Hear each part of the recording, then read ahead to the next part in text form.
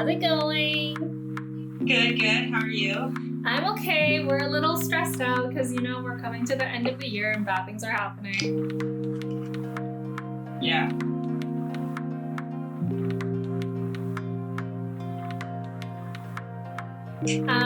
But I think this is a really good time to go and talk about this because bad things are going to happen, and we as in the people who are in the arts may potentially have a big gap or a big... Yeah, I think big gap is a good way to go and talk about this. Yeah, for sure. A gap, because you'll be at home. Well, no. Well, first off, I've never left home. But to go and rewind, I should probably start off by saying, hi, I'm Erika. And I'm Camille. And we have been friends. We went to art school together for I think 15 years ago. Yeah. And we're both trained as installation artists. And I went on and I really thought in my brain, I was like, oh, I really want to be an artist, but I never found a way to find my path to become a gallery artist. And then Camille, what did you end up doing? Well, I had a family, and then I got a master's in psychology. Yep. So an MA. Yep. And then I went and got a PhD in business. So it's interesting how people who went to and did the same degree end up doing completely different things. I use my art training to go and help with understanding how to address that gap between artists who are trying to get into the industry and how to actually make money. And you want to use your brain in a completely different way. Which is good. I mean, good for us. Good for us for finding ways to go and make life work. So I think there's only so many people that make it in the art, specifically in fine art, right? There's there's lots of people who are artists, but only so many people that get paid for it.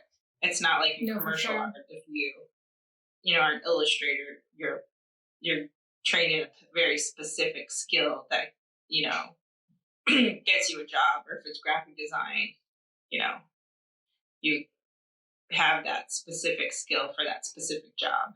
Yeah, no, for sure. And I think that's where these conversations are going to fit really well, because it's about how we navigated our path to get to where we are now, and the different coping mechanisms or trial and error of things that fail, mostly fail. I think I need to stress that, to say the many failures and the very little successes. If I can even tell you what success means, I cannot even tell you what that means. Yeah. So I think one of the biggest misconceptions that people don't realize is bad crits and critiques are such a big part of art school, because it really gets into understanding how you think, why you think that way, how that sort of makes sense with you as an artist, and how you make sense of you in the greater context. And my God, I've had so many bad crits. And I think previously, in other conversations that you and I have, is the way you think somebody is feeling based on the way they look and what actually is happening on the inside is so different. Because I can tell you, I got a lot of feedback when I was in my undergrad, when we were in our undergrad together, that it never seemed like it bothered me. And I can tell you that I was dying inside, literally dying. I could feel my heart just being completely ripped apart and shattered. But you were just like, you're fine. And I'm like, I really am not. So do you have any specific examples of a bad crit that you have that we can talk about? Yeah, I just have to say that it is so true that you would always, I remember seeing you, and it was always you had a poker face. You'd sit there. I think you did a lot of this. You would reply to you would reply to every kind of question, any kind of thing that came at you. but you're very like, you just seem so unaffected by like I was so affected. Inside I was like bleeding. Yeah. No, I have lots of critics, and I think you brought this up before. I think like the crit that I think everybody can relate to too, as you said, is that it's the last minute crit, right? Like the last minute making stuff and then like putting it together last minute and like thinking, oh, like you're prepared for the bad crit, right? But it's like balancing all the other stuff, and then you're kind of prepared for that. So, but it still doesn't. It's still, the sting still feels really bad, right? So, no, it like feels for me, super bad. Yeah, but like for me, that's like that because you had brought that up before, and I thought that was like, yeah, because I have stories about. I mean, I have so many stories where they're like war wounds at this point. Yeah. Like I'm trying to think. There was one in particular where I knew the instructor didn't like me, and it was not even for fine art; it was for product design, and it was for these bamboo utensils, and I had to redone packaging for them. And I think the packaging was okay, but he just didn't like me too, and so and it was late, so he just railed into me about how, like the type, like because I had like an old printer, the type was changing color on every single piece of the packaging, and because I had no experience with it, I didn't even know how to solve the problem because, I was like literally an hour before crit. So it's like, there's something I can do that this one looks yellow, this one looks green, and then this one looks like blackish. Like I can't even change it. And,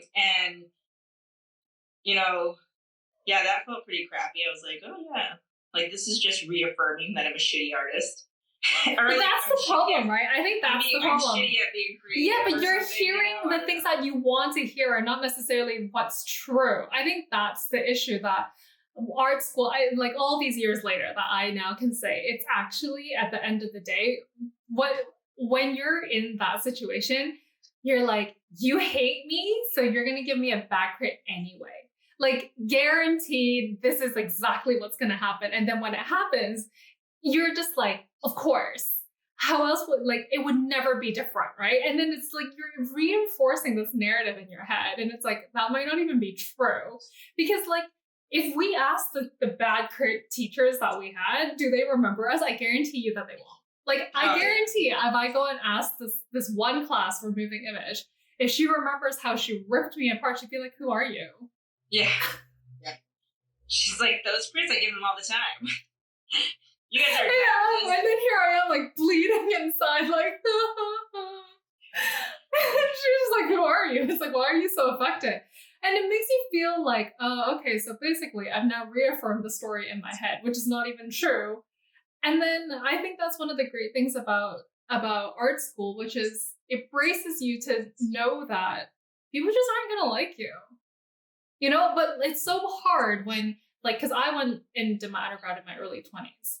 So it's really hard in your early 20s to just be able to swallow that because you're young and you're just like, why don't you like me?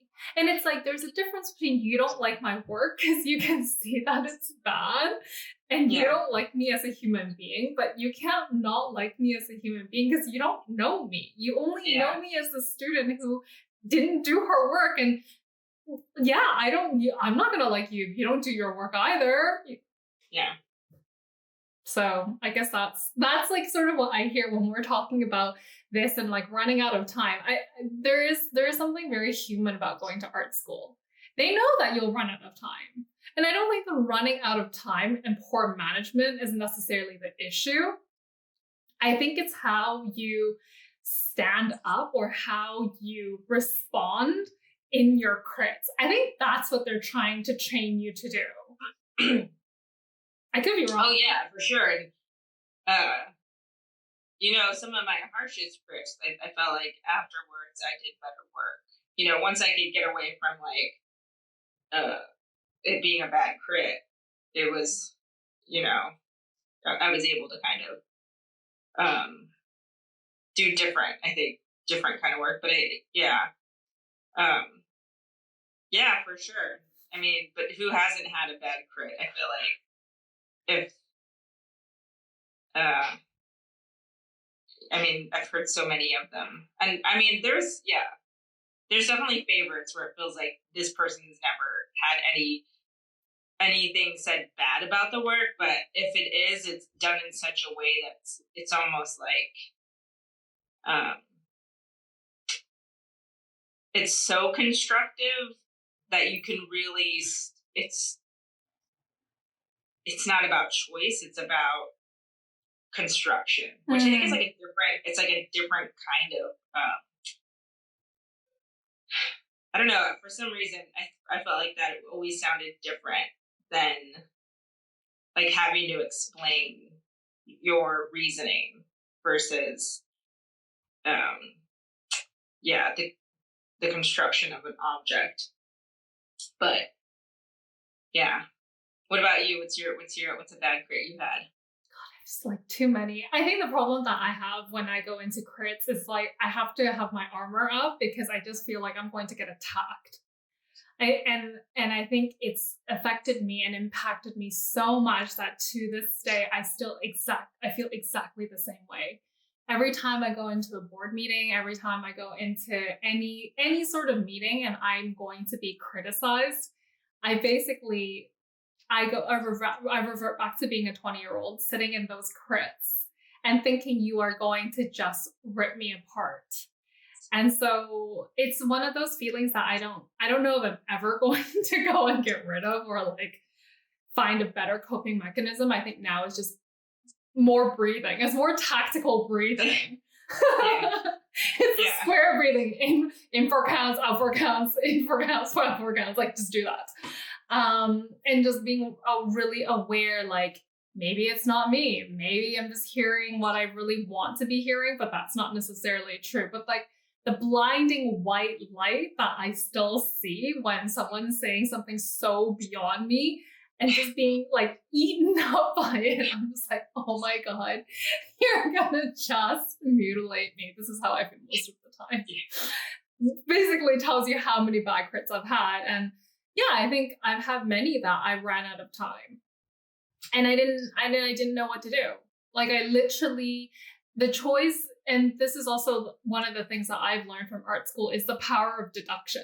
So it's either submitting something really bad and everyone knows that it's really bad, but at least you've done it, or just not having something at all. But then you can't afford to have nothing. So basically all you can do is find whatever is laying around.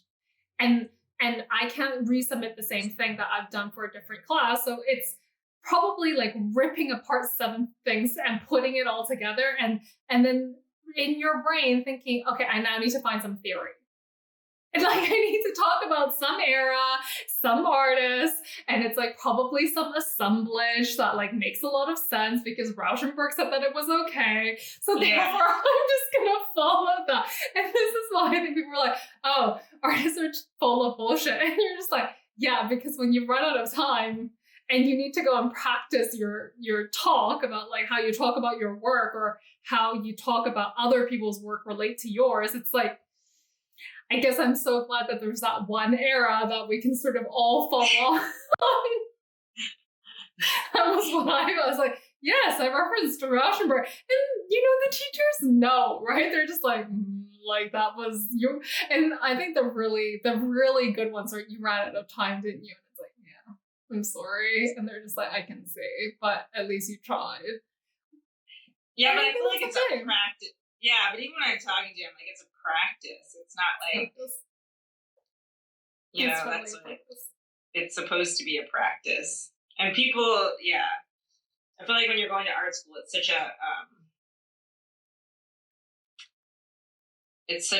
like an introduction into what you should be doing. And it's like an introduction of,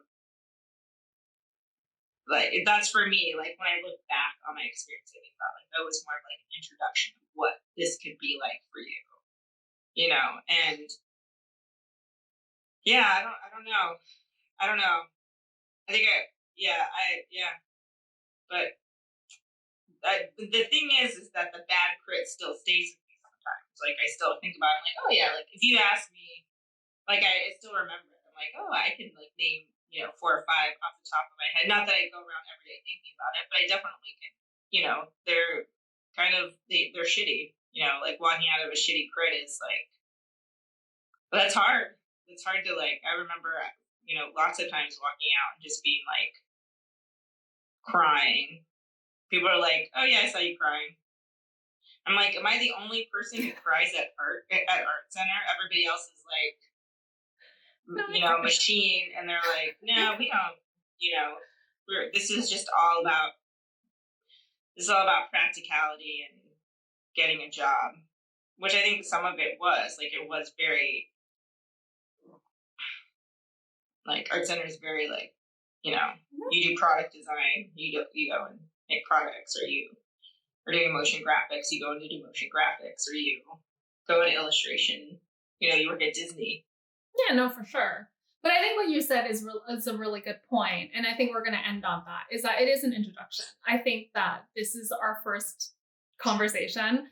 It's an introduction on how we found ways to navigate our art school and how then we separated and went on to our own paths. And the introduction actually to teach you what the world is actually like. It's rarely what you think it's like. I think one big takeaway is what you see in your head when you're making something. It's so complex. Don't make it. Don't ever make whatever it is that you think that you're going to make, because that's not true. And I think that's so what art school is as well. Like those bad crits, it's like you think and you set yourself up, and it's almost like a self-fulfilling prophecy.